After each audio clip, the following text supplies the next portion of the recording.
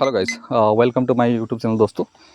दोस्तों यहाँ पे एक कहानी हुई थी, मैं उसके ऊपर आप लोगों के ऊपर शेयर कर रहा हूँ। तो ट्रेड करा था 21 अभी नवंबर के वक्त में, जहाँ पे एक फंडिंग पिप्स का जो मास्टर अकाउंट है ना, उसको मैं ट्रेड करा। तो वहाँ पे इन्होंने रूल वायोलेशन के ऊपर मेरे ऊपर मेल आया था इनका कि आपने डेली लॉस लिमिट को एग्जिट किया है, जहाँ तक मैंने किया नहीं उसको, ठीक है।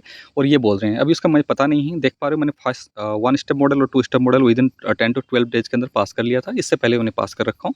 और इसका मैं 12 नवंबर को इन्होंने मुझे मास्टर अकाउंट दिया था, ठीक है। मैं उसके पूरे रूल के हिसाब से इसको ट्रेड कर रहा था, जहाँ पे मैं बहुत छोटे क्वांटिटी में लॉट को ट्रेड करता हूँ।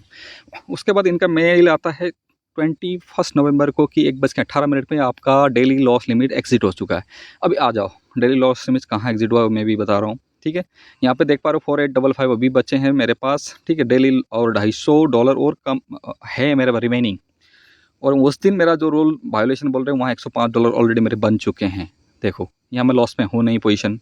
और मैं 2 स्टेप मॉडल को ट्रेड कर रहा था, ना कि सिंगल स्टेप मॉडल, जहाँ पे इस ट्रेलिंग एसएल की कहानी भी नहीं है यहाँ पे, ठीक है। तो अभी ना ये चीज़ के ऊपर उनको मैंने पूछा, तो वो अभी भी क्लेरिफाई नहीं कर पा रहे हैं ना। उनकी तरफ से कोई मेल आया अभी, उन्होंने बोला है कि 24 आवर तो 48 आवर्स लग सकता है, जहाँ पे हम अपनी सुपीरियर टीम से रिव्यू करके आपको बताएंगे।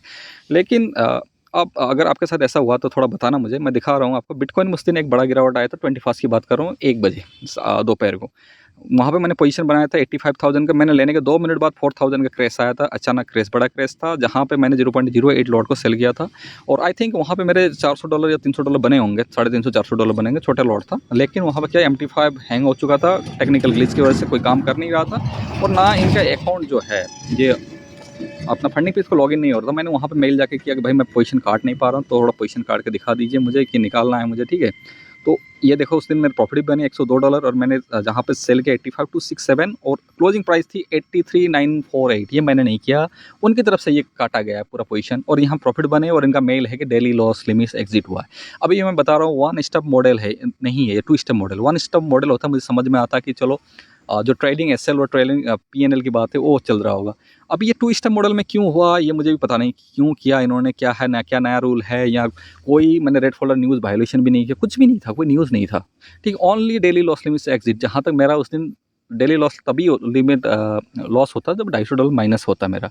अभी मैं प्लस $100 पे हूँ उस दिन का, ठीक है, जो आपको अभी थोड़ी देर पहले दिखाया। अभी ये पूरा मेल मैंने इनको कच्चा चिट्ठा पूरा भेजा, तो इन्होंने अभी तक 36 to 48 आवर्स का टाइम मांगा। मुझे लगता है नहीं करेंगे ये लोग, ठीक है। तो मैंने ऐसे एज्यूम किया कि क्या हो सकता है। उस दिन क्या हुआ, जो बड़ा गिरावट आया वहाँ मेरे प्रॉफिट बने होंगे $400 समथिंग। वहाँ से जो बाउंस बैक आया था, अभी मैं अगर चाहूँ तो दिखा सकता हूँ आपको, थोड़ा ये देख पा रहे हो। ये जो गिरावट थी, ये फंड उसमें 4,000 का आया था उस दिन बिटकॉइन में 1 बजे, ठीक है। ये जो गिरावट आई, इसके बाद जो बाउंस बैक आया ना, वहाँ पे मेरे $400 बने होंगे। वहाँ से बाउंस करने के बाद $300 चले गए होंगे, $100 ही बचा होगा। तो इन्होंने उस टाइम इस पोजीशन को काटा होगा। अगर ये मेरे से एक ही चीज़ पे आर्ग्यू कर सकते हैं, वो है कि फ्लोटिंग पीएनएल। अगर फ्लोटिंग पीएनएल इनको पकड़ते हैं, अगर वो जो हमारा बैलेंस और इक्विटी होता है, जहाँ पे इक्विटी मतलब जहाँ तक चला गया हमने उसको काटा भी नहीं है, ठीक है, वहाँ से लेकर अगर $400 जो प्रॉफिट था, वो जब बाउंस बैक मारा तो $300 चला गया, $100 ही बचा। तो वहाँ भी एक मेरे को आर्ग्यू कर सकते हैं, इसकी वजह से हमने काटा। लेकिन आई थिंक इस टाइप का अगर फंडिंग हिस्ट्री में प्रॉफिट बनाने के बाद भी अगर अकाउंट ब्रीच हो रहा है, तो फिर कोई फ़ायदा की बात नहीं है, ठीक है। दोस्तों अगर आपके साथ भी ये हुआ है या, तो प्लीज़ शेयर मी। और मेरे लिए नया चीज़ था, क्योंकि मैं इस प्रोफॉर्म मार्केट में लास्ट 6 मंथ से कर रहा था। इस टाइप का मैंने देखा नहीं था। मैंने मानता कि लॉस में हुआ तो प्रॉब्लम थी, लेकिन ये तो मेरे प्रॉफिट में भी इन्होंने डेली लॉस लिमिट को लगा दिया। देखिए आपके अगर ऐसा हुआ कुछ, प्लीज़ शेयर मी, और हो सके तो thank you guys, thank you for watching.